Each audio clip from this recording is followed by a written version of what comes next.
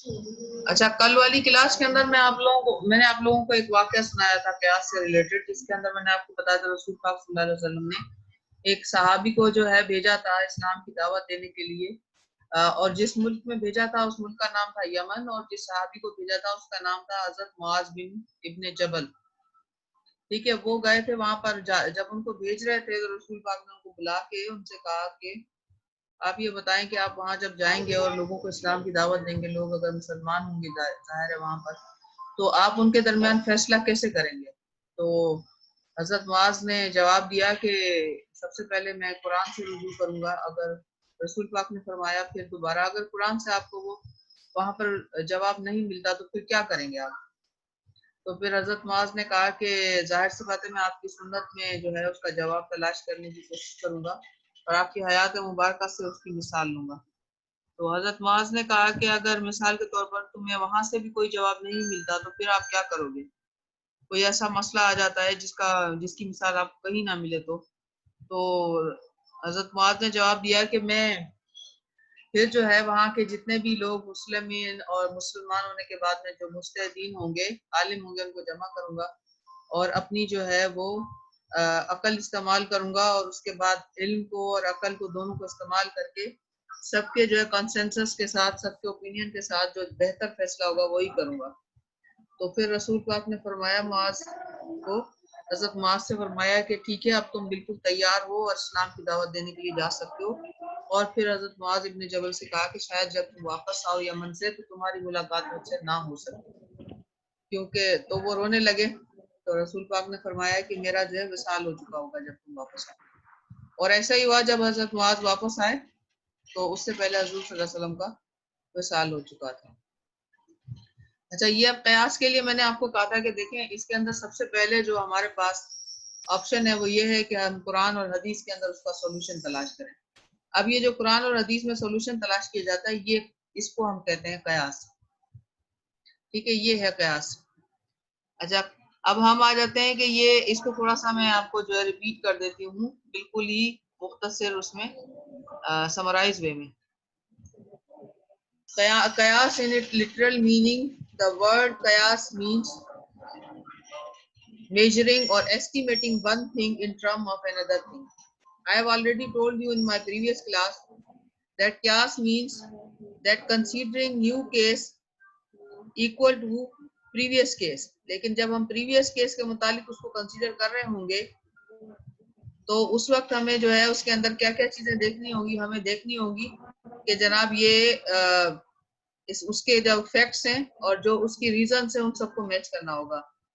बेटा जैन भुट्टो, आप जो है वो ये लकीरें वकीरें नहीं लगाए इसकी स्क्रीन के ऊपर। मैंने इसके ऊपर जो है वो फिल्टर लगाया है, मुझे पता चल गया है कि ये आपकी हरकत है।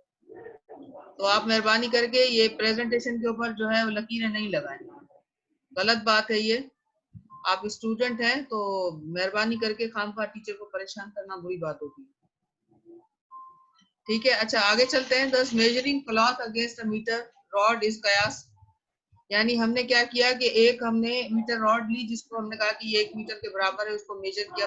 फिर हम जब हम कपड़ा मेजर कर रहे होते हैं, क्लॉथ या कोई दूसरी चीज मेजर कर रहे होते हैं, तब हमने क्या किया कि हमने उसको इसके इक्वल करके कहा कि जनाब ये भी अब 1 मीटर है। यानी measuring one thing with another thing, या फिर किसी चीज को किसी दूसरी चीज के इक्वल करार देना, या फिर उसके इक्वल जो है उसको परज्यूम करना जो है। ठीक है, या फिर आगे आ जाते हैं। Now, what is this comparison? It is also applies to making two things equal, means considering one case to another case, to equal to another case. This comparison may be physical, it may be rational. Rational यानी कि उसको हम जो है suppose कर सकते हैं कि उसकी रीजनिंग के तहत भी उसको जो है इक्वल कर सकते हैं हम। उसकी जो है वो फिजिकल उसके अंदर जो प्रॉपर्टीज पाई जाती हैं उनको इक्वल एक दूसरे के करार। जैसे कि मैंने कल आपको खमर की मिसाल दी थी। खमर मैंने कहा कि जनाब अरबिक वर्ड है खमर, ऐसी शराब के लिए यूज होता है जो कि ग्रेप्स से बनाई जाती है। तो वहां पर हम किस चीज को परज्यूम कर रहे थे, हम खमर को इक्वल परज्यूम कर रहे थे उसके अभी जो न्यू हमारे पास मटेरियल्स हैं इंटॉक्सिकेटिंग, तो इंटॉक्सिकेशन जो था उन दोनों में प्रॉपर्टी सेम थी, हालांकि दोनों के जो इंग्रेडिएंट्स थे वो अलग थे, तो रेशनल थी हमारी मेजरमेंट। अच्छा, the assignment of hukum of an existing case found in the text of Quran, the Sunnah or Ijma to a new case whose hukum is not found in these source or on the basis of common underlying attribute called the ilah of the hukum। इला कहते हैं reason को, या फिर हमने कहा कि जनाब उसके अंदर जो चीज जिस चीज की वजह से उसको कहा गया कि ये इसके इक्वल है, उसको हमने कहा कि ये इला है। ठीक है, अब आ जाते हैं एलिमेंट्स। मैंने कल आपको समझाए थे, फिर मैं दोबारा थोड़ा थोड़ा सा रिपीट कर रही हूँ। हमने कितने एलिमेंट्स पढ़े थे? 4 एलिमेंट्स हमने पढ़े थे। सबसे पहले तो हमने कहा था कि जो सबसे पहले सेट ऑफ फैक्ट्स है जो हमारे पास पहला जो जिसके ऊपर हुक्म आया, उस केस को हम कहेंगे सबसे पहले असल। उसके लिए लफ्ज असल इस्तेमाल हुआ था। अच्छा, अब उसके ऊपर जो हुक्म आया उसको हम कहेंगे हुक्मुल असल, और जिस रीजन की वजह से वो हुक्म आया उस रीजन को हमने कहा था कि ये क्या है, ये है इला। और जो न्यू केस हमारे पास था जिसको हम उसके इक्वल कंसीडर कर रहे थे, उसको हमने नाम दिया था फर्का। और जो हमने उसके ऊपर एक्सटेंड की थी एनालॉजी, एक्सटेंडेड एनालॉजी, या न्यू केस के ऊपर हमने जो पुराने केस की जो अप्लाई की थी एनालॉजी, उसको हमने कहा था हुक्मुल फर्क। ठीक है, आ जाते हैं नेक्स्ट। उसमें हमने खमर की मिसाल पढ़ी थी। ठीक है, अब हमारे पास एक और मिसाल भी मौजूद है आपकी बुक की, आप ही की बुक में। अगर आप अपनी बुक का वो पेज खोल लें तो उस पर आपको एग्जाम्पल सारी मिल जाएंगी। ठीक है, कयास की जो है मैंने आपको बताया था कि कयास जो है आपकी उसके फौरन बाद है इजमा के, आपकी बुक के अंदर। और उसके ऊपर उसमें जो है वो मिसाल जो लिखी हुई है, एक और उसके अंदर एग्जाम्पल मौजूद है। अब आ जाते हैं हम उसके ऊपर एग्जाम्पल के ऊपर। सेकंड जो हमारी एग्जाम्पल थी वो ये जो नीचे हमने यहाँ पर हमारी प्रेजेंटेशन भी है कि killer who kills his predecessor will not be their heir. यानी कि अगर कोई शख्स किसी को कत्ल करेगा, अगर उससे उसको प्रॉपर्टी मिलनी है तो वो उसको नहीं मिलेगी। मिसाल के तौर पर अगर बेटे ने अपने बाप को कत्ल कर दिया या पोते ने अपने दादा को कत्ल कर दिया और दादा से जो उसको प्रॉपर्टी मिलनी है तो वो उसको नहीं मिलेगी। ठीक है, ये रसूल पाक सल्लल्लाहु अलैहि वसल्लम की बिल्कुल ऑथेंटिक हदीस है। अब इसके अंदर हमारे पास जो सेकंड हमारे पास मिसाल है, इसमें इसी बात को डिस्कस किया गया है। There is a tradition from Prophet peace be upon him sallallahu alaihi wasallam that says the murderer will not inherit. This tradition prohibits the granting of inheritance to an heir who kills a predecessor from whom he is to inherit, यानी जिससे उसको property मिलनी है। The punishment for such an offender, in addition to the punishment for his crime, is deprivation from the inheritance. ठीक है, inheritance उसको नहीं मिलेगी, ये उसकी जो है एडिशनल पनिशमेंट हो गई फॉर किलिंग हिज प्रेडिसेसर। लेकिन अब देखें इसके अंदर जो हमने एक्सटेंडेड एनालॉजी है वो किस तरह से अडॉप्ट है। अच्छा, व्हाट अबाउट द बिक्वेस्ट? अगर किसी को वसीयत के जरिए मिलनी है प्रॉपर्टी तो उसके बारे में, वसीयत के बारे में तो नहीं लिखा हुआ। वसीयत अलग चीज है और सक्सेशन अलग चीज है। वसीयत एक स्पेशल जो है ग्रांट होती है, यानी कोई शख्स अगर चाहे किसी को अपनी प्रॉपर्टी में से कुछ देना चाहे तो वो वसीयत कर सकता है। उसका जो असर होगा 1/3 होगा, 1/3, यानी उसकी प्रॉपर्टी का तीसरा हिस्सा। अब अगर कोई शख्स करोड़पति या खरबपति है तो उसकी तो 1/3 प्रॉपर्टी भी अच्छी खासी होगी ना, थोड़ी तो नहीं होगी वो। तो वसीयत के जरिए अगर किसी को मिलनी है प्रॉपर्टी और वो मर्डर कर देता है उस शख्स का, तो फिर क्या उसको प्रॉपर्टी मिलेगी? ये एक क्वेश्चन है। लेकिन हमने अब इसके अंदर क्या डिसीजन जो है वो मुफ्ती ने किया, वो ये है the tradition mention inheritance alone and no not bequest. Supposing a legatee murders the testator who has bequeathed his property to the legatee in his will, the property or the on the basis of qiyas, because the ilah is the two in these two cases is similar, which is hastening the benefit prior to its appointed time through criminal act. अब इसमें क्या है इसमें दोनों लोगों ने काम एक ही किया। प्रॉपर्टी को हासिल करने के लिए क्या किया कि वक्त से पहले, प्रॉपर्टी तो उनको वैसे भी मिलनी थी जब उस शख्स की डेथ होती, लेकिन उन्होंने क्या किया कि जल्दी हासिल करने के लिए उस शख्स को कत्ल कर दिया जो जिससे उनको प्रॉपर्टी मिलनी थी, ताकि ये मरे तो हमें जल्दी प्रॉपर्टी मिले। अगर ये बात प्रूव हो जाती है कि वाकई इस शख्स ने कत्ल किया है जिससे उसको प्रॉपर्टी मिलनी थी, अब उसको वो विल वाली प्रॉपर्टी भी नहीं मिलेगी। और ये जो है हमने जो एक्सटेंड की है, ये एक्सटेंडेड एनालॉजी कहलाती है, और ये भी एक कयास की ही किस्म है।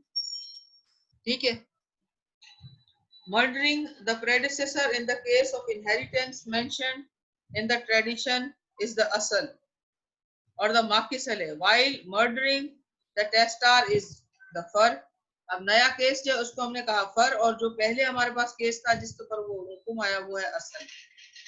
अब क्या है, hastening death prior to its appointed time through a criminal act is illa। अब इन दोनों के अंदर क्या चीज सेम है, murdering a person prior to the time when he will be died, यानी जो कुदरती उसका मरने का वक्त था उससे पहले उसको मारा, तो ये क्या है, इन दोनों केसेस में इला है जो कि सेम है।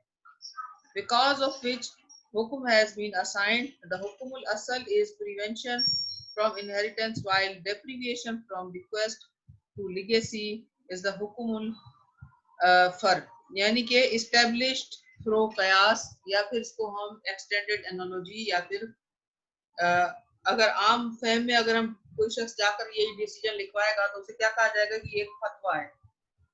ठीक है, ये हमारी इसकी सेकंड एग्जांपल है हमारे पास। अच्छा, इसके अंदर एक और एग्जांपल है थर्ड एग्जांपल हमारी किस चीज के बारे में है। A tradition from Prophet peace be upon him says a believer is a brother to his believer, यानी एक मुसलमान दूसरे मुसलमान का भाई है। Therefore, it is not permitted for a believer to make a proposal for marriage where the proposal for his brother is still pending, or to make an offer of sale where his brother's offer is pending। अब ये रसूल पाक सल्लल्लाहु अलैहि वसल्लम ने की एक हदीस है, रसूल पाक ने फरमाया कि एक मुसलमान जो है वो दूसरे मुसलमान का भाई है, इसलिए जब किसी मुसलमान का प्रपोजल किसी लड़की के लिए या किसी प्रॉपर्टी को परचेज करने के लिए अगर पहले से पेंडिंग में है, ना तो उसको इनकार किया है ना ही उसको हाँ की है किसी ने, तो उस पे क्या है कि दूसरे शख्स को ये राइट नहीं है कि वो वहां जाकर के अपना प्रपोजल जो है वो पेश करे, जब तक कि उस पहले वाले प्रपोजल का कोई डिसीजन नहीं हो जाता। This tradition prescribes people's proposal or offer to the same party till such time that the similar of an offer made to this party by another person are pending and have not been refused or accepted। The underlying cause or illa is causing harm to another's interest। This tradition does not mention the hiring of the services or the property। The proscription can be extended to hire through analogy। अब अगर जैसे हम किसी कहीं जाते हैं और किसी शख्स से कहते हैं जनाब आप हमें जो है, आपने देखा होगा कि जैसे डॉक्टर्स के पास हम जाते हैं वहां कितनी लंबी लाइन होती है, वहां पर लाइन होती है और फिर हमें वेट करना पड़ता है।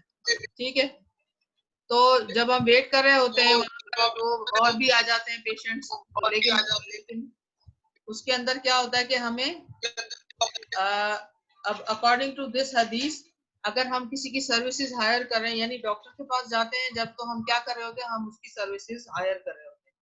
वहां पर भी सेम रूल अप्लाई होता है कि अगर कोई शख्स पहले से वहां लाइन में मौजूद है तो हमें उसका एहतराम करना चाहिए, पहले उस शख्स का जो मसला है वो हल हो जाए, उसके बाद हम जो है अपने प्रॉब्लम के लिए वहां पर जाएं या हम सर्विसेज उसकी हायर करें, ना कि अगर कोई शख्स पहले से ही वहां मौजूद है सर्विसेज हायर करने के लिए उसको रिफ्यूज करें और उसके मुकाबले पे आए, क्योंकि ये किस लिए है, ताकि जो है वहां पर किसी किस्म की बदमजगी ना हो और फसाद फिल अर्ज नहीं हो। यानी कि अगर देखें किसी एक बंदे का जो है प्रपोजल पेंडिंग में है किसी लड़की के लिए और फिर वहां पर दूसरे बंदे का आ जाता है प्रपोजल और वो उन दोनों में थोड़ा फर्क होगा, जाहिर सी बात है कोई भी शख्स एक दूसरे के बराबर नहीं हो सकता। अगर एक के पास थोड़े दौलत कम है, हो सकता है दूसरा ज्यादा दौलतमंद हो, तो हो सकता है उसके पेरेंट्स लालच में आकर उसी का प्रपोजल एक्सेप्ट कर ले। ऐसी कंडीशंस को अवॉइड करने के लिए आफ्टरवर्ड्स इसका रिजल्ट क्या निकलेगा, आफ्टरवर्ड्स इसका रिजल्ट ये निकलेगा कि झगड़ा होगा और फसाद होगा। उसको अवॉइड करने के लिए रसूल पाक ने फरमाया कि एक मुसलमान जो है वो दूसरे मुसलमान का, one believer is the brother of another believer.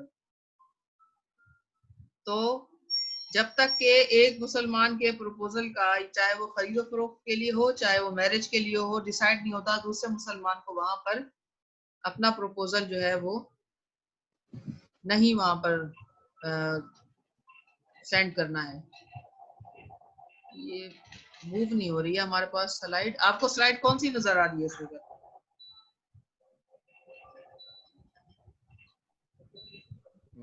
Marriage proposal वाली मैम। हाँ, ये वो आगे जा नहीं रही है ये। एक सेकंड में इसको स्टॉप शेयर करके दोबारा कर दूंगी।